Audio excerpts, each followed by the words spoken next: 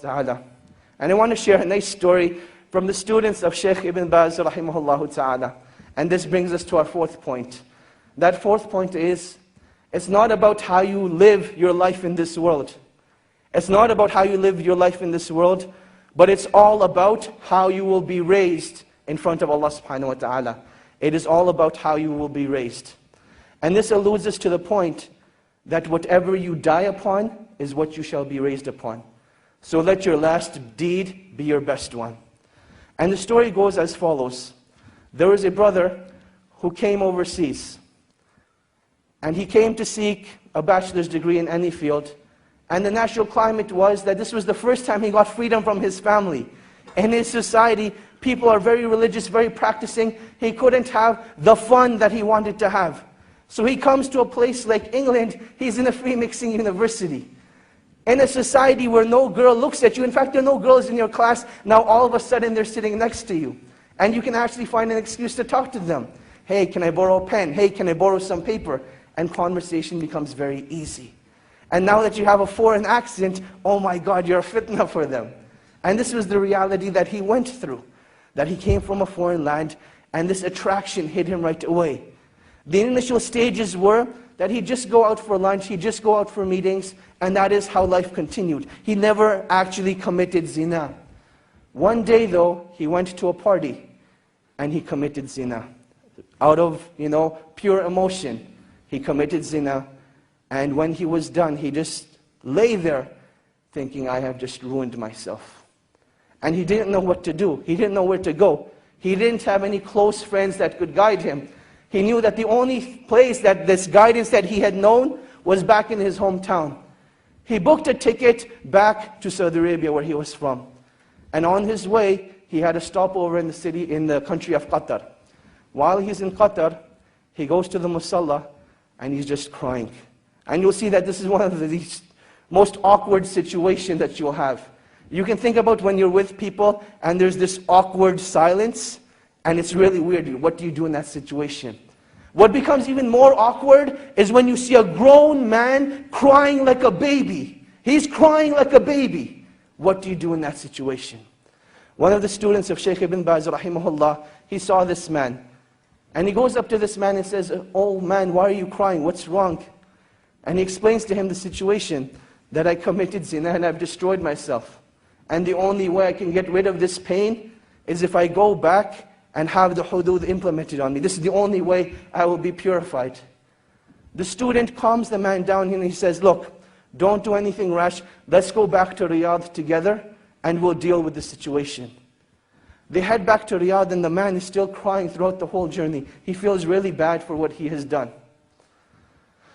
The student says, look, we've arrived in Riyadh, go spend the night at home, I will call you in the morning. Just make sure you don't do anything. Don't do anything, just wait till I call you.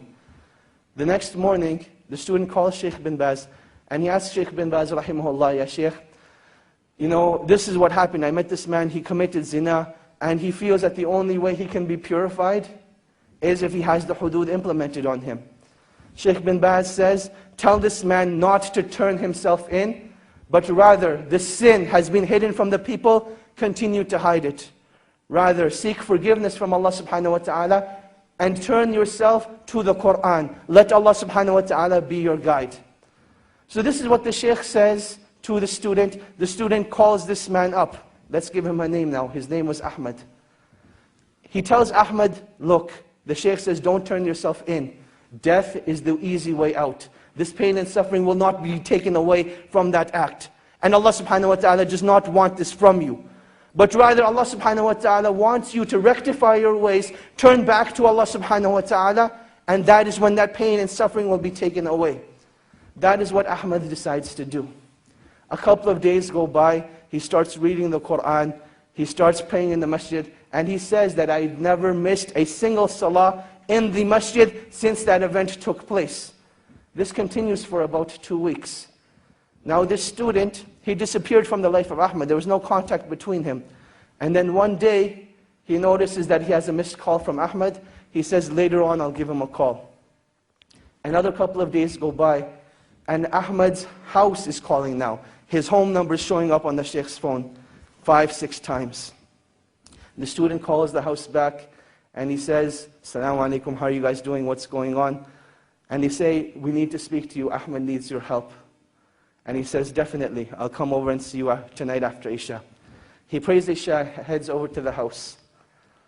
And he sees that something just isn't right. That you can walk into a place, no one will say anything, but you can see it from their faces, you can see it from their sights, that something just isn't right. And he goes to the father and he says, "Assalamu alaikum." He says, "Wa alaikum assalam." He says, "I don't even know what to say to you, but I want to thank you from the bottom of my heart. Because I know if it hadn't been for you, this wouldn't have happened." And the student's thinking, what did I do? So he says, "Well, what happened? What are you talking about?" And he says, "Let me show you." He says, "Ahmed went and prayed Salatul Isha tonight. And he came back and he came to pray his sunnahs. And he was in his room for a really, really long time. And we went to seek him out. We didn't know what had happened to him. But I want to show you." He took the student to Ahmed's room. And there Ahmed was in sajda. And Allah subhanahu wa ta'ala took his life away at that time. And that is how he passed away. This is the story of an individual, not who was righteous, but this man committed zina, one of the biggest sins in Islam. And this is how Allah subhanahu wa ta'ala took his life away. And inshallah, when he's resurrected, that's the deed he's going to be resurrected on, making sajda to Allah subhanahu wa ta'ala. And that is why when it comes to pain and suffering only becomes negative if it creates a barrier between you and Allah subhanahu wa ta'ala. But it becomes positive. Pain becomes positive, a motivation for you when it brings you back to Allah subhanahu wa ta'ala. And this is what every individual who's going through pain and suffering needs to realize. That this point of pain and suffering is not that Allah subhanahu wa ta'ala wants to punish you, but rather this is a calling from Allah subhanahu wa ta'ala, "O my slave, come back to your Lord. O my slave, this is a reminder for you that I want to bring you back to me." And this is one of the wisdoms of trials and tribulations. That while we call each other on the phone, while we text message each other, the calling of Allah subhanahu wa ta'ala comes through trials and tribulations. And you can react one of two ways. Either you can deal with the pain at that moment and decide to get closer to Allah subhanahu wa ta'ala. Or you can decide to just restrict that pain to yourself, not do anything about it, and then you'll see what it does to your deen. And this is the last stage of the cycle of isolation. That once you're isolated, you'll see that eventually your deen starts to disappear. The content of your salah, the khushu in your salah, it disappears. Your ability to recite the Quran is no longer there. Your ability to fast during the day, it gets taken away.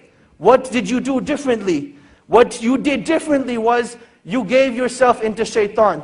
And shaitan's promise is that he will lead you astray. He will lead you away from the path of Allah subhanahu wa ta'ala. So in times of trials and tribulation, you need to seek out the believers. You need to seek out the righteous and let them be your guide and help to Allah subhanahu wa ta'ala. Point number لا إله إلا الله محمد رسول الله. There's no God.